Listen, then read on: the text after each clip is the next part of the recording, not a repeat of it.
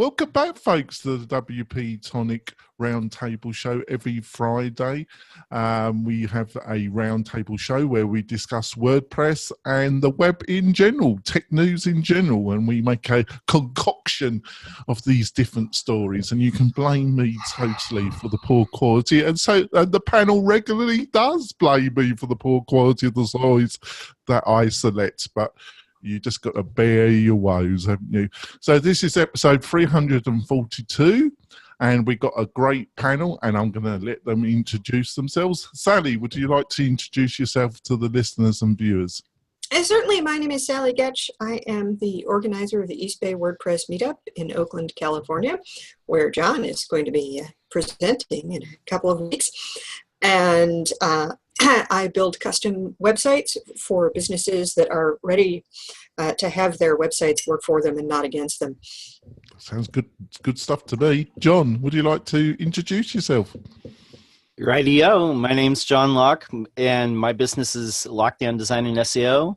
And as Sally said, I'm going to be talking at the meetup down in the East Bay in a few weeks on SEO. That's great. And Spencer, would you like to introduce yourself? Spencer Foreman from WP Launchify, where we help business owners who are looking to build profitable WordPress membership sites with marketing automation. Yeah, and I listened to your podcast with another member of our panel who can't join us this highly caffeinated. It's very highly caffeinated during that. Yes, Chris Badger and his Lift at LMS podcast. I thought you did a great job there, Spencer. It was a good interview, but I want to say about the third of the way in. But I just want to say, this is like if you ever see, I don't do this, but if you ever see pictures or videos of yourself, let's say at a holiday party when you've had too much to drink, well, the synonym or kind of metaphor is me having an espresso before I talk to Chris Badgett about something that I really love talking about. It was like, so yeah. You were going at a pace, but it was, I highly advise listeners to go and listen to it because it was packed with fantastic stuff. And I'm Jonathan Denwood.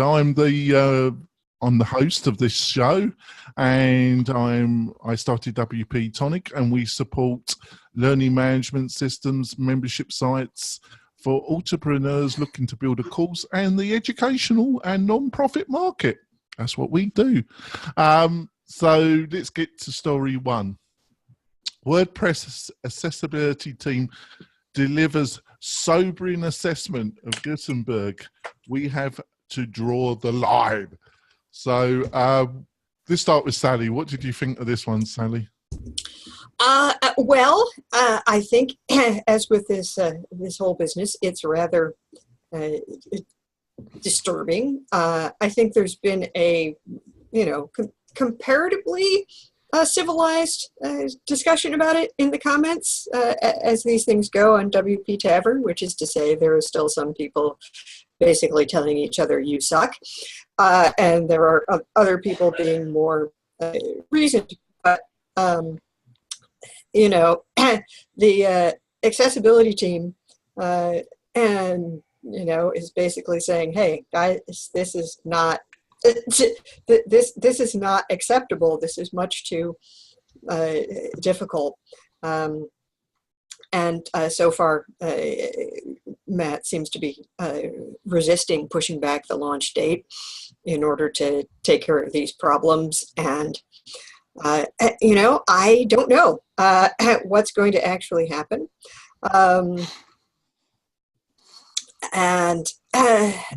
So I think, the drama continues, and, while on the one hand, it may seem like, oh God, more petty WordPress squabbles. On the other hand, accessibility is a really serious issue. It's a really serious issue for many users of WordPress who are in, government or education or healthcare and have to have the software accessible. And I have I really hope that eventually they say, okay, as much as we wanted to launch this in time for WordCamp US, we're going to make the decision that lets us fix at least the worst of these problems to get it to a minimum acceptable level, and push it out in early 2019. Yeah, Spencer, I'm going to put it to you. Obviously, Matt Mullenweg, he's a busy guy. He's pretty busy at the present moment. What did you think of his response to this? In the post that he put in. Okay, so at the risk of excommunication, which is always a risk when you bring up the reference to the one who shall not be named, I like the fact that Matt finally made a public statement in the comments where this discussion's going on. But the devil is always in the details. And I love the fact you can skip the whole beginning of the article. Just go read the comments, because the comments are really well thought out and they're really civil, but they get to the whole everything. And this topic is exhausting me, like I keep saying every week, because just will it not be November or December, whenever this released? Let's just get it over with and be done with it. So the drama's over. But here's what I take on it. First of all, it's clear that this is not a WordPress open source anymore. It is an Automattic thing. That was the best comment of all. The difference between WordPress and Squarespace may have been that people thought Squarespace was easier in visual editor and everything, but Squarespace doesn't have a conflict of interest to pretend that when they say we'll do what we want to do when we want to do, it's because we're trying to make money for the parent company. Whereas WordPress was this free love granola, we built this organically, blah, blah, blah. And now it's turned into all you hippies over there, shut the heck up while we decide what we're going to do to you. So when this thing comes down, and again, I may be excommunicated after this, but I mean, hey, a CEO's got to be CEO, so I don't blame him for doing it. All the BS aside is we're going to see where the rubber hits the road. It's either going to come out and it's going to be a total big pile of stinking poop, or some miracle's going to happen and they're going to delay it and allow logic to kick in and just allow the community back into the process, because no accessibility is a non-starter. That just seems so absurd to even begin to consider this and force it down people's throat. But the bigger thing I take away from this whole drama, I tried Gutenberg again. It's just not good enough to use. And like the thing about 34 keystrokes to change a font. I mean, it's just conceptually a good idea, but it's just so rudimentary compared to just any other thing you can use for that purpose. Why kid ourselves? It's a kid's tricycle. It's not a Goldwing motorcycle you can cross the country on. So just let it live and grow as it grows, but why try to force it? Because all you're doing is forcing it's not an organic community. It's not a bunch of hippies. It's not like open source. It's just Automattic's going to jam this in, and we're going to see what I think is going to be some nice fireworks when that comes out. Or there are actually a lot of things I like about using Gutenberg better than using page builders, but I can use a mouse, so I don't have to worry about the 34 keystrokes. And it does not seem fair to me that people should be shut out of using something, through no fault of their own. I mean, they can use, here's the thing. I just don't understand the business model reason why reverse the tables on this will be jammed down your throat, click a button to stop it, and this will be the default. Just turn those around. Like, let the thing grow. And if you want to use this, press a button. And otherwise, you're going to keep using the editor until we get this thing sorted out. Why not go that way? That's the mystery behind the Automattic's business motive. And I think we talked about that last week. Clearly, $170+ million or more on the table, or 307 total, is a strong motivation to start like, hey, Squarespace is taking the lead on visual editing and blah, blah, blah, and we're losing market share, blah, blah, blah. Where's the return on our investment? Logical, yes, but against the nature of where this thing came from. You can't just excommunicate, not just me, but everybody else that has an intelligent opinion. And by the way, I love his tools, his plugin, his background, he's so logical, but Milan, am I saying his right name at the beginning? Milan Petrovic, right? Who's got the GD5 and the GD series of plugins. He says it so like nonchalantly to the fact. And that's a great way to approach this, which is on a factual basis, what is going on?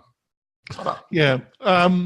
It's a shame that Moulton isn't here, because he's explained in some ways before I put this over to John, this is slightly my spiel about it, is that in some ways this isn't revolutionary enough, because in previous discussions, Morton really clearly put it well that that it should have been taken as an opportunity to modernise a lot of things, and like the database, certain technical issues that have been going along, and also having backward compatibility is a great thing, but you can also take it too far. And he felt it'd been, it would have been a good opportunity to say that you can't run this on some crazy old version of PHP. You got to have modern hosting. You got to have a modern version of PHP. Well, I mean, Morton was suggesting also that we, really kind of restructure the database and how data was stored, and that, one of the reasons that the Drupal community is so keen on Gutenberg is that the way their data store is structured already matches really well with the block idea. Yeah, I think that's a great point. Thanks for that. But before I put it over to John, is the other issue is about leadership, really. And being a CEO of a company is a difficult task, because you got to know when it's time to really push something forward, even if it's going to upset a few people. But on the other hand, you also got to know when it's time to listen to people and change your position. So they're two very contradictory things, but to be a really effective CEO, I feel you've got to have both skills. What do you reckon, John? Yeah, I agree with you, Jonathan. I don't know that Matt Mullenweg will be the CEO of Automattic in the next 2 years, but I don't know who's going to replace him either. This is really his company, and as Spencer so eloquently stated from the comments on the Tavern, this is not an open source project anymore. This is an Automattic project. And you really, if you look at it from Automattic's perspective, the only places they're making money right now from WordPress, and people say like, oh, 31% of the web. How much of that is .com and how much is .org? Because Automattic itself only makes money off .org through vectors like WooCommerce and Jetpack and VaultPress. So really the Gutenberg project is a means for .com to compete with Squarespace and Wix and Weebly. Unfortunately, it's way behind anything that's on the market, and it's way behind everything that's a current page builder in WordPress now. But for whatever reason, they're pressing forward. A couple things that I saw online regarding this. Adrian Roselli said on his Twitter account, with a screenshot of, he's correct, the accessibility team should have been consulted more closely and earlier in the process, and blah, blah, blah. And he said, damage done, people gone, ill will created. Saying you will address it after the release misses the point. And then I want to point out here in the comments on the Tavern article, Amanda Rush, somebody who actually relies on, yes, Amanda Rush, the blind web designer, which I think is totally awesome. She is totally, yeah. And it's like, first, it's absolutely possible to make React apps accessible right now. No innovation needed. Secondly, before you can even talk about innovating when it comes to accessibility, you need to get the basics right. And that means learning HTML deeply, CSS deeply, learning accessibility fundamentals and all that. So, this is going to go forward no matter what. We'll see what happens. We'll see all the people who use WordPress that don't know that Gutenberg's coming still. We'll see what happens. But yeah, we'll just see. Right. I think that was well put, actually, John. Thank you. What? I like the part about the I'm not. I always wondered what would happen, like if I already can't hear well, but if I lost my sight, God forbid, I always wonder what would happen. I find it inspirational that somebody can be a blind web developer. I think that's just incredible. Right? Like, I don't know how that's done, but I I'm amazed. People's capacity to adapt is always inspirational to me. I mean, anyway. Classic press. Just saying. Yeah, this is just a bit of English humour. I think sometimes I think some of my clients are blind to design. I'm sorry. There we go. So on to the next story. Some truth about WordPress speed images in WooCommerce. What did you think of this one, Spencer? What happened to we're not doing the false prophecy of big data, is what you're saying. No, because we had another story, but the actual author of the story might be coming on the show next week. And Jonathan doesn't want to scare him off. Well, we could discuss it. Oh, let's go for it. All right. This sorry, listeners. I mean, the one that I thought we killed was could discuss it twice, can't we? So we go. So number 2, the false prophecy of big data. Off you go, Spencer. The only reason I thought it was interesting to bring up is because I read this morning a story that said there was a 10-year study about cell phone data and how dangerous it might be for people. They said, sorry, we can't really use this 10-year study anymore because in 10 years, the technology went from 2G to 3G to 4 to 5. So the 10 years of studying 2G and 3G doesn't matter because those phones are only used in some forest in Bangalore now and nobody else uses it. So big data as a general rule, and it ties together with last week's, is when big data is used for political means or for scientific conclusions or for, like turn it loose on an automatic basis. Remember, we were talking about how your ID could be falsely associated with a crime and so forth. As soon as people get out of the mix and everything is voice gel hell of, press 1 to be released from prison, press 2 to see if this phone can kill you, press 3 to see if WordPress is better than Squarespace, our lives become less fulfilling and meaningful. I think that ultimately all of this blah, blah, blah, that our society is going through now is about the needle swinging back towards relationships with real people and human beings because, and I'm surprised we haven't had this on the show, I keep putting the video in the link. I want to talk about that Boston Dynamics company that keeps making those robots that are dogs and cheetahs and people and they climb walls like spiders. Right, they're totally cool and utterly terrifying. They're freaking me out because as soon as those things get paired together with big data and they're being instructed, go arrest Sarah. I mean, I'm on the list. And so that's where the ultimate danger comes. Autonomous critters made out of metal with machine guns that are given instructions to arrest anybody at the border or in their house or whatever. That's the dystopian future I don't want to have. So I'd rather get back to, we need a person. I think you're deluded. I think you're deluded yourself, Spencer. I don't know because I saw Mad Max Thunderdome. Already here, mate. Right. I saw Mad Max Thunderdome, and I see what happens after. It goes back to being like old Rome, and there's a guy who's in charge, and he's not a nice guy, but at least it's a small community of people with very sophisticated vehicles. There we go. That's what he's looking forward to. Lovely. Well, before I throw it over to Sally, or let's throw it over to John, actually, this is my take of what Dusty was saying in this article, folks, is he seemed to have two arguments. He had the theological kind of argument that it takes away free will, it takes away choice. It's another way of kind of crony capitalism, but done on a scientific, it's kind of quasi-science, basically. And there's also a moralistic, theological standpoint against big data.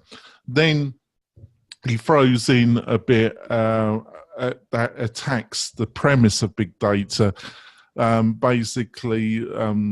So fundamentally,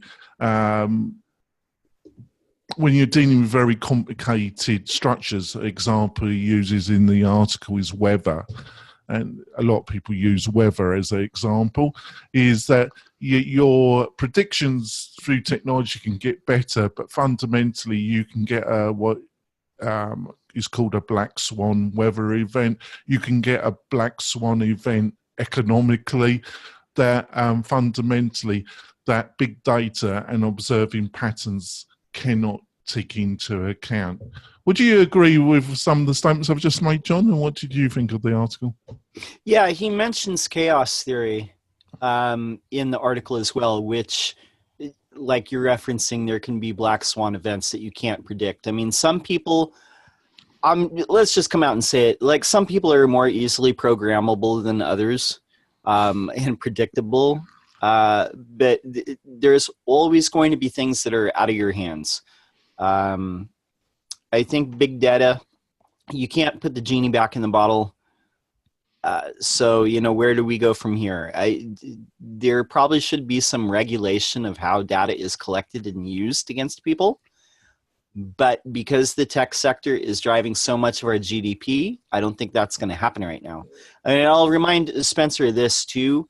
Boston Dynamics with the big dog and all the killer robots, they were owned by Google for a while before they sold them to SoftBank. So just a reminder, Google was in defense contracting for a minute there.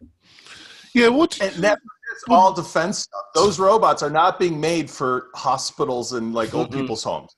They're being made to be autonomous, weapons. Killing machines. Yes. Killing machines. There you go. News, isn't it? Great. Nobody watched the Terminator movies. I mean, seriously. Right, Sally.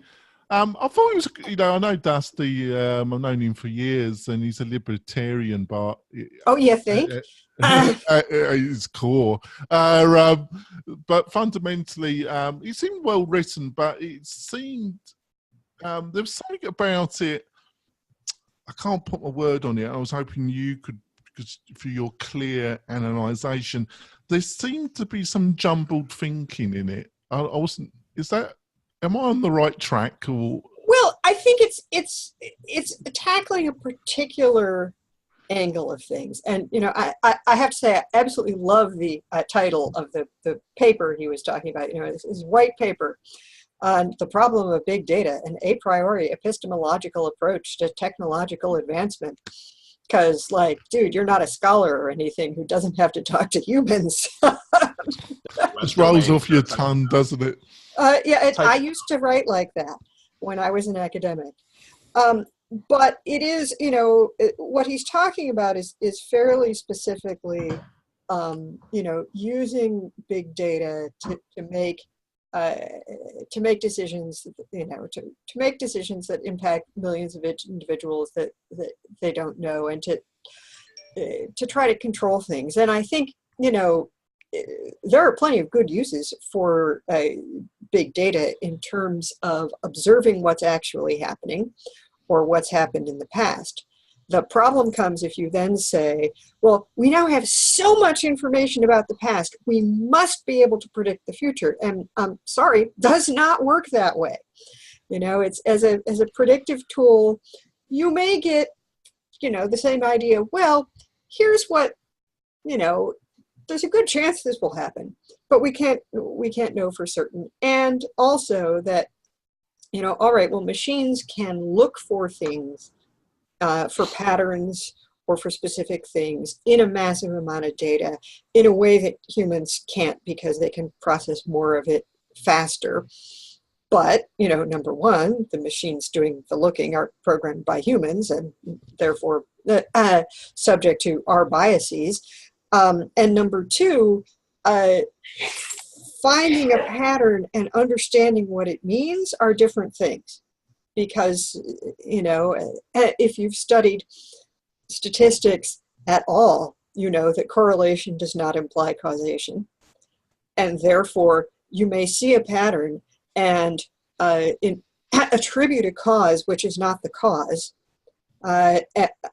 And then, your decisions are going to get progressively worse from there. So I think that, the warning that just because we have a lot more information, this does not make us omniscient. This does not necessarily make us as humans any better at making certain kinds of decisions than we would otherwise. And, the more information we have, the more potential for abuse. And I, that's not specific to big data. We've talked about it in reference to a bunch of other things, is that, knowledge is always a double-edged sword, and regulation tends to trail behind innovation, and law is slow to catch up with things and does not know how to handle certain issues. I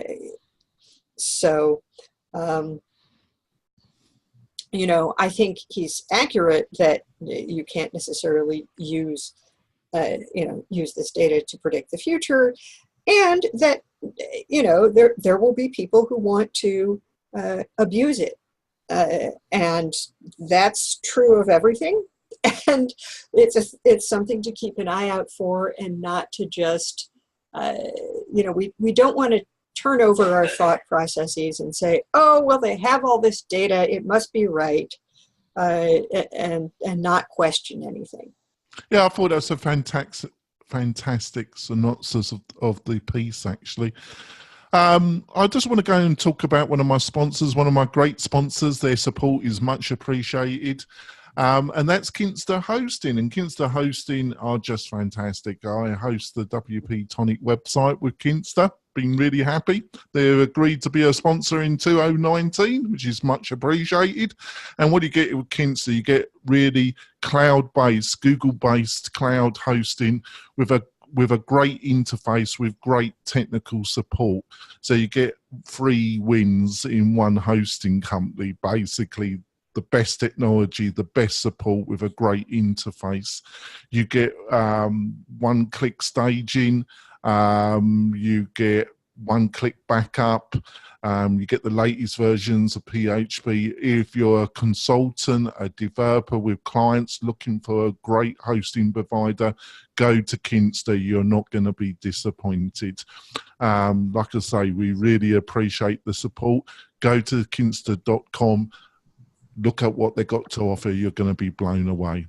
We're going to go for...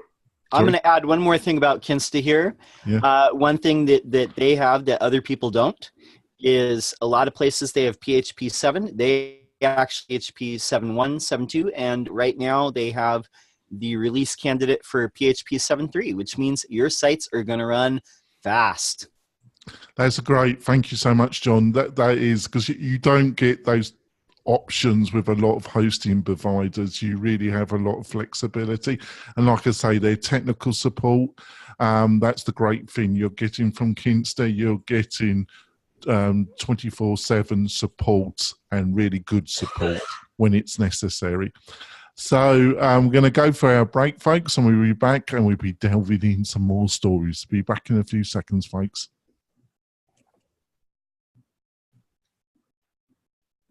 We're coming back. We've talked about the drones, the machines going to come and hunt us down, and all that. Fantastic, isn't it? Such a light chat. There we go. On to something more nicer, probably. Back to WordPress. Some truths about WordPress speed images in WooCommerce. What did you think of this one, Spencer? Well, I think that the reason I like this is because it came from, I think, a WordCamp, and the way it's written and also published with all those colors gives me the impression it was done like a ransom note or one of those long form sales letters. So I don't know if that was on purpose and it's funny, or just because somebody grabbed it from the WordCamp notes, but it has a big effect on it because the point is dead on. It's spot on. And I can say the point in 2 seconds, but the fact that it took like this ransom note format to get to the point, which is don't use plugins to fix ridiculously large images and other crap that you put inside of your site, because basically that's what's the problem. And don't use your server to fix the stuff. Just fix the stuff before you upload it. But you had to read through this like Joe Sugarman 1984 blue blocker sunglasses ad type of a thing to get to the point, which was amusing because the pictures are hilarious. And thankfully, he clarifies that the guy in the picture is actually being nice to the cow or the bull. It's not like a hunter picture. But if you look at that picture, it looks like he killed the bull. But he actually, I think he's like hanging out with it. But that's the point. The point is valid. It is that I'd say 9 out of 10 times when we have a client who does not have something like Smush It or EWWWWWWW. And by the way, the second is one of my favorite or least favorite plugin names or company names of all time. Like, who came up with EWWWWWW? Ew. Those two plugins are the most often necessary to fix what people do not understand. They do not understand dimensions, resolution, and pixel density. And as a result, they take a picture right out of their camera, which today is like 400 megapixel, and it's like 5 to 10 megabytes, and they just plop it right up there on their homepage with 10 other ones. And I had a client who was a very intelligent businessman, literally 2 days ago. I went and looked at his homepage, still managed a pingdom score of a C+, which I don't even know. Took only 14 seconds to load, but it was 29 megabytes. 29 megabytes of images on the homepage. So there is a need for this in our system of, like we started the show. Why not inside of WordPress, should it not have some feature that says, hello, you are not allowed to upload a 6 megabyte picture here. Hello, you don't need 3840 by 2600 of pixel of dimensions on this image, because your screen will never be, okay. Well, sometimes you do, depending if they're going to view it on a, I've had some clients say, well, my head's been cut off. The CEO of this company's head's been cut off. Then you learn it's on a 64-inch plus monitor, or something. Well, I think that's where the first point comes in, where he talks about fixed width, which is, I think, not what he means. What he means is you want your website to have a maximum width. Yeah. So that you never need an image larger than that. Yeah, and wow. if you, my husband has a 27-inch 4K screen in the bedroom. And for his computer. And let me tell you, he never runs his browser full width, because WTF, why would you do that? Well, it's something. I think it's pretty unlikely that anybody actually wants to see a website, wider than 1920. You can't read it anyway, Sally, because, because I have a 4K 43-inch, and if the thing is any wider than this, the font gets so small and it's in one line, and your brain cannot, you'd be reading. No, it doesn't matter. Who cares? It's about the CEO head not being cut off. That's right. All And so this is right. But this is the thing. If you have a max width, then you know that the guy's head is not going to be cut off on large screens, and we already have the He's paying the bills, so that's what matters. Right. But so yes, you want to have a maximum width, and then when you figure out what it is, that even your hero images should not be any larger than that. And then, I usually set my large image size to be the content width of the, again, the kind of the max content width of the post. And 1280 is more than anybody needs, unless you're using the graphic for some unusual purpose that people have to read the words. Otherwise, doesn't matter what you're on. Like, literally, I personally will take a stand on this. You do not need 1920. You need a max 1280. You probably don't. It will, there will be cases, but it's very rare. So yeah, it is a good idea. When I'm building a site, of course, I do all the sizing and the compressing of things ahead of time. But then people are going to be adding stuff, and this is why it is useful to install something. I usually use Imagify, where you can both say, make sure that no image, chop the full-size image down to these dimensions, compress everything, ditch the original 15 megabyte file because we don't need that, and so forth. You don't actually want to use the free EWWW plugin because it's hard on your server resources. You want to use the cloud version or something else that has a cloud compression tiny PNG tool, and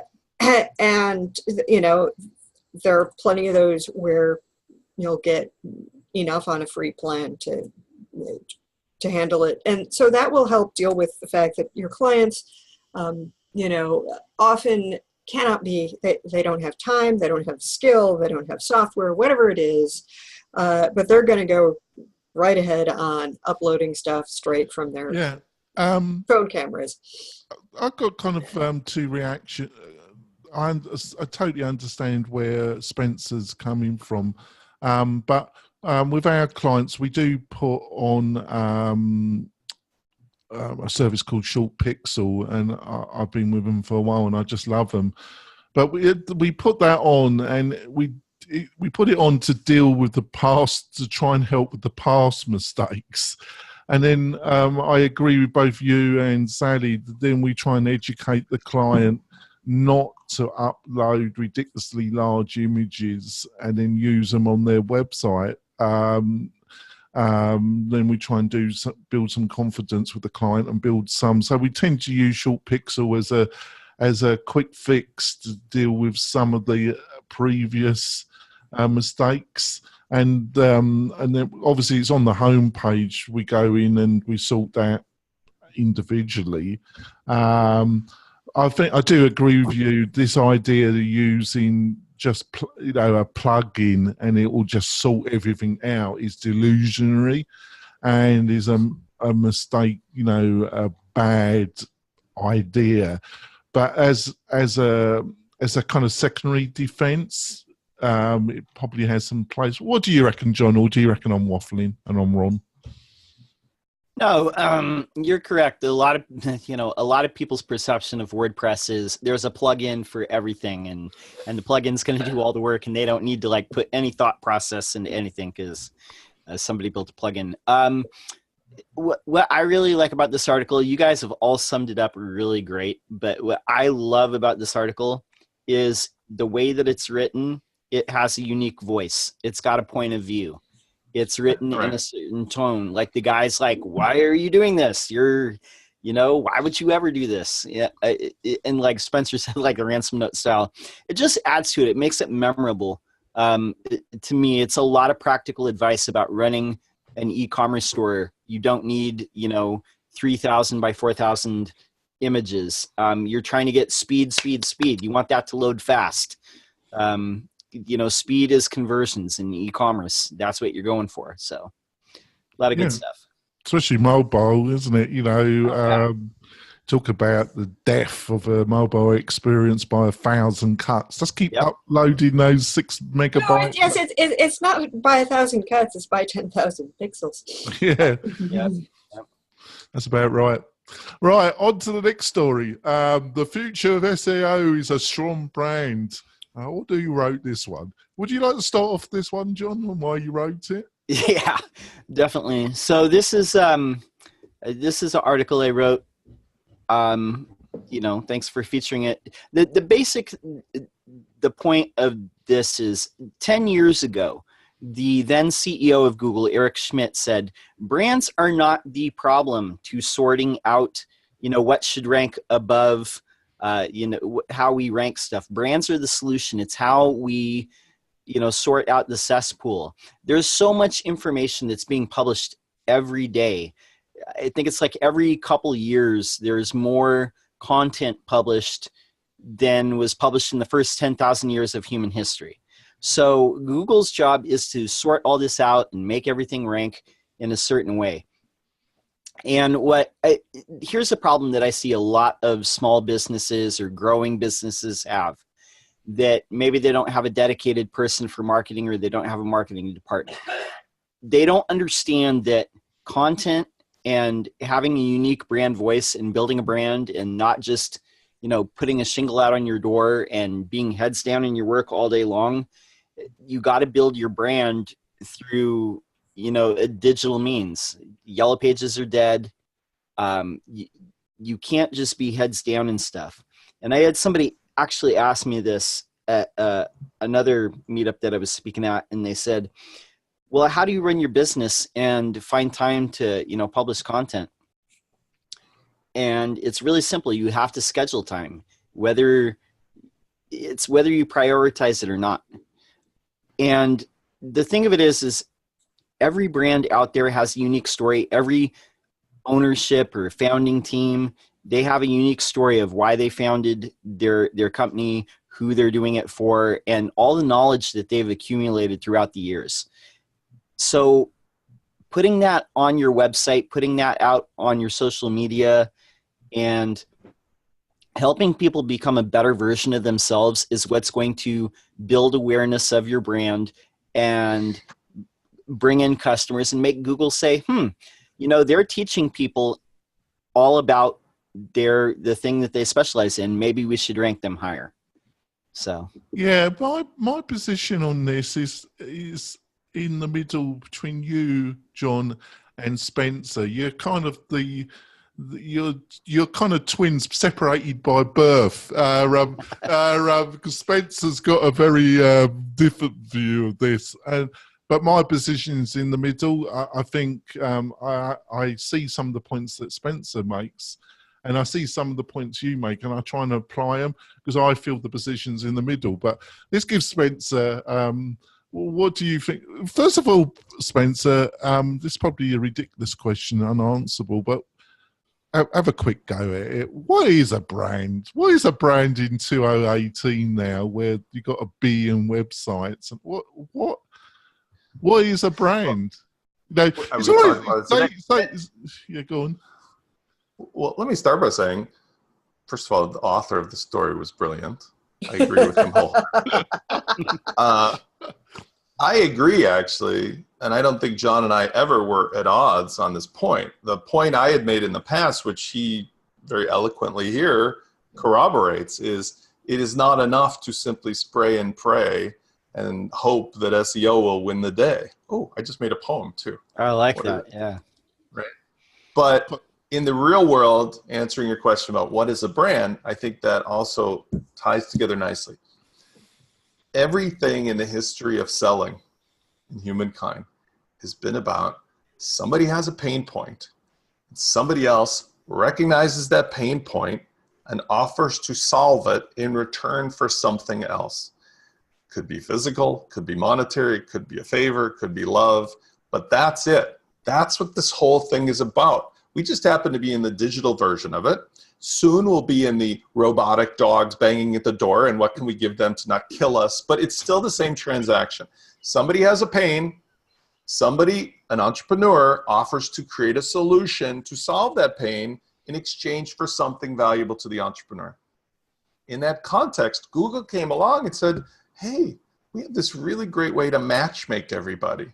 That's all it is. That's all SEO is. It is, how can this entrepreneur how can this person in pain find this entrepreneur who already has a pre-made solution? So branding is about identifying what are the attributes that you have as an entrepreneur that differentiate you once you're found.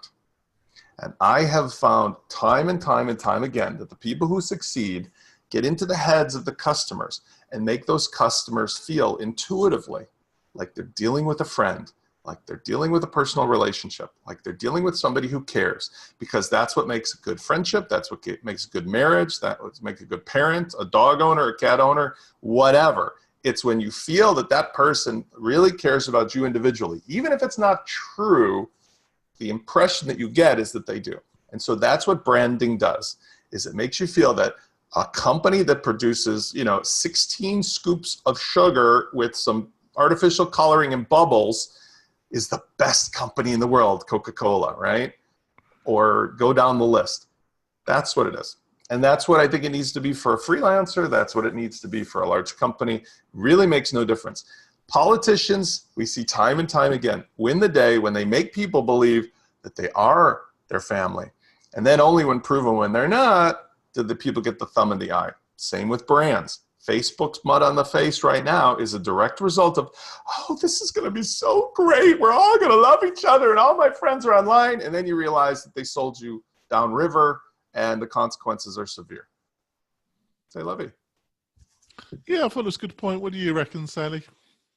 I think it's true that SEO is, we're a long way from the day when you could, toss a few meta keywords in, or you know, put some invisible text with a celebrity's name on your page, or you know, stupid tricks.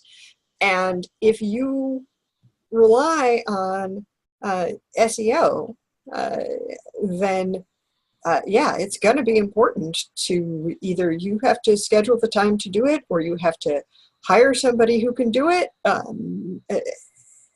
You know, and put good content out there, because as Christopher S. Ben likes to say, that, you know, the real secret to SEO is be relevant. And if you don't have good content, then no trick, you know, no tool, no plugin, no, you know, your technical structure of your website could be, you know, perfect and search engine friendly, but if your content is crap, none of that is going to help. Now, you know, for some people, most of their customers don't come via search or directly from their website, and it may not be as important to them to maintain a regular publishing schedule, but you're going to have to do, you know, you get your customers from somewhere, so you're going to have to put work in somehow to build your business, whether that's because you do, you know, live networking, or public speaking, or any of these other things. So, you know, you're going to have to put the time in somewhere. It's pretty much impossible for a one-person business to put the time in everywhere, at least not all at once. And you're going to kind of have to, you know, you have to take a look at it and see, well, where do my best clients or customers come from? That's probably the channel I should concentrate on. I think you got the key there, Sally. It's really it's becoming, in 2018, it's become more and more obvious to me. Maybe I'm a slow learner. You know, really, I would say, I want to just add, I'm very happily dating somebody now, but I've been a single guy for a while. I've been divorced a long time, and I've dated as an adult past the age of caring about having kids and stuff. And I want to tell you that finding dates is very easy with the tools. You can use Bumble or Tinder or whatever the heck you want to use, Match.com. But when you find the person and you meet them in real life, that's branding. Okay. SEO is using the swipe right, swipe left. Branding and customer building is when you meet for coffee in real life and the shit hits the fan. If you don't look like, you don't talk like a person that wants to be in a relationship, and so forth. And same, you could spend $1 billion getting people to come to your webpage, and if you've got toilet paper on your shoe or you look like an a-hole, you're not going to sell anything anyway.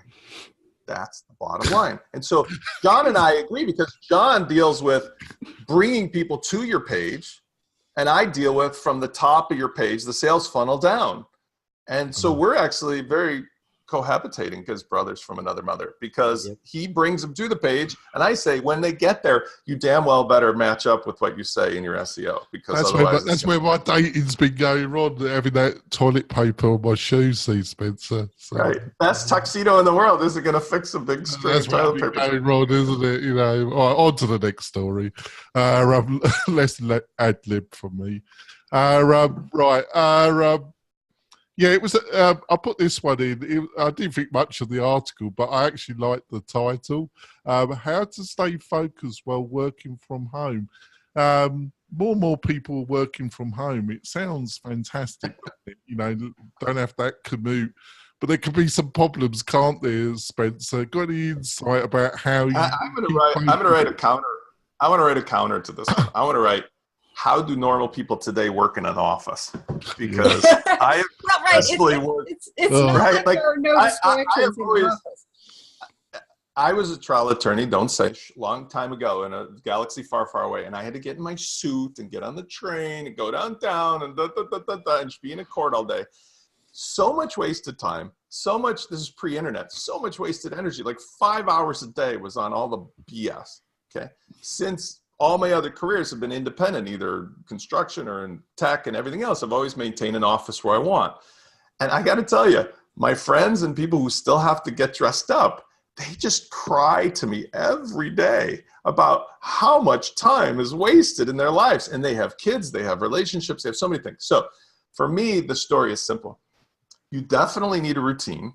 You definitely have to have habits. You definitely have to find, and we see here every day, we're all finding our place, by the way. Hello, kitchen. Hello, entrance to my house. It's like, doesn't matter. Nobody gives a crap if you're the CEO of a billion-dollar company and you're showing up in your living room, or if you're in some fancy schmancy place. Everybody who's doing stuff wants to be efficient and real. And I think it looks even better for you if you show up in a way that means, hey, I can talk to more people during my day because I get up in the morning, as I do, make breakfast for the kids, make lunch, send them off, drive them off. Okay, now my day starts. I exercise. Now I come back. Now I do, today is the show, blah, blah, blah. Next I do this. If I want to take a nap, I take a nap. If I want to have a great lunch, my kitchen's right here. If I want to meet a client, I go out. Having routine, having something that works, and most importantly, absolutely, for those who have to be deprogrammed from the old real world, the number one thing they have to get used to is, I'm all alone, all by myself. Well, guess what? It gets better. In fact, it gets awesome because you realize, hello, there's a million people out there that I can have a conversation with all day long, and I'm not wearing pants right now. I just want you guys all to know. And it doesn't make a difference. I just need to know that bit. The rest of it was that might be TMI. You guys will never know, but we can have an intelligent conversation. I can do business all day long, and I didn't get on a train. So that's my take. It's a great article for those to be towing in, but for those who really just want to know what the story ending is, it's really simple. I can't imagine how the future is going to involve people commuting to a work center, because if we have, flying hovercrafts and all these things, great. But like being physically present is almost never necessary. I mean, unless you're really doing something important. Well, there are jobs that require that you be there in person. But, I live. Of course. I mean, you got to run the bank. I live in a small suburb where, we have 35,000 people, 38,000 people, and roughly 3,000 jobs. And everyone that doesn't work from home or doesn't have a job in the town has to commute. And there's like one route out of town, and it is hellacious, and it takes hours and hours and you think, what a waste. And for a lot of these people, their jobs don't really require that they be there in person. Now, it might be that if you are a salesperson in a boutique clothing store, you want to be there physically to help people select stuff and help. There are jobs where you ought to be there physically. Absolutely. But there are a whole lot of jobs where you really don't need to. And if they did, distribution of the workforce, people would save money on gas, there would be less pollution, there would be less crowding. But working from home is, concentrating is not usually my issue. It was very challenging the first year or so after I got married, because my husband will just walk into my room and assume that, I am available to hear whatever is on his mind. He's really great words of wisdom, which you don't really need to hear. Even though you love in theory, but the word for word repetition of the phone conversation that I just heard, because he's partially deaf and has a very loud voice. And some people have, small kids at home or there are interruptions that they don't have in their office. For other people, their office has more interruptions. But, more and more cities have co-working spaces where if your actual home is not a great place for you to work, you can go someplace to work without having to, commute for hours. Even in Oakley, they're working on putting together a co-working space. This is helpful for people. They're often helpful for people who are used to being in an environment where there are other folks around. I am really better off without other folks around because I have trouble handling interruptions. I keeping my focus on one thing. What I could do as a graduate student in an office with a bunch of other graduate students, holding office hours and talking to my own students coming in is I can't really do that today. I need it to actually be, I can't even listen to music when I work. But yeah, it's the issue, I think, for most people is not how do I handle interruptions and distractions, but how do I handle, oh, it's really quiet in here. And, it's not for everybody, but yeah, I think, we really need to see a much bigger move toward people not having to go into an office if there's nothing that really requires them to be physically present. That's great. John, just to wrap it up before we end the show, is how do you deal with the balance of being available for, hopefully new clients, being available for existing clients, and then actually getting something done? Got any tips and insights about how you deal with those contradictory requirements? That's a great question. So it's really weird because I was in another Slack channel and they were having this conversation about, how do you schedule calls with clients? I only take calls like, 2 days a week or something like that. And that's a pretty common thing. I guess it's like a little weird to me. I'm available for my clients if they email or call. I'll check my email a few times a day. If they call, I'll pick up the phone. I basically map out my week. I say like, this day I'm going to do like 3 things. So it's usually like, 3 client projects or, maybe 1 thing for me each day. And I kind of get through that list and I kind of just have that time built in to where if I need to, hop on the phone with clients, then I can, because a lot of the people that I support, if they have a question, it's something that they need answered that day. I have an e-commerce client that I support. They're going to do 500 grand through their website this year. And, if they have something that needs to be fixed, I can't schedule it out like, 3 days. It's just not going to happen. So I just build in that time to where I can take care of my clients and give them good customer service. And I don't try and make each day just about doing web development or writing content or building links or doing an SEO audit. I just give myself enough time. That's great. Right, thanks for that, John. We're going to wrap up the show now, folks. So it's like I say, join us again next week. Join us live. You can watch it on the WP-Tonic Facebook page. We push it at around 8:30 a.m. Pacific Standard Time. We can watch it live or give us some feedback about the topics. Maybe give us some ideas of some stuff you would like us to discuss during the show. That would be great. Sally, how can people find you and learn more about what you're up to? You can find me at WPFangirl.com. You can find the meetup at eastbaywp.com. I am at Sally Getch on Twitter, and if you can spell my name, you will find me. I am unique in Google. And John, how can people find out more about you and your words of wisdom? You can find me at my website, which is lockdownseo.com. Also, go to YouTube, Google hashtag, or search hashtag lockdown SEO. Subscribe to my channel. I'm putting out videos once a week with SEO tips. All right. And Spencer, how can they find out more about you and your fascination with deaf robots?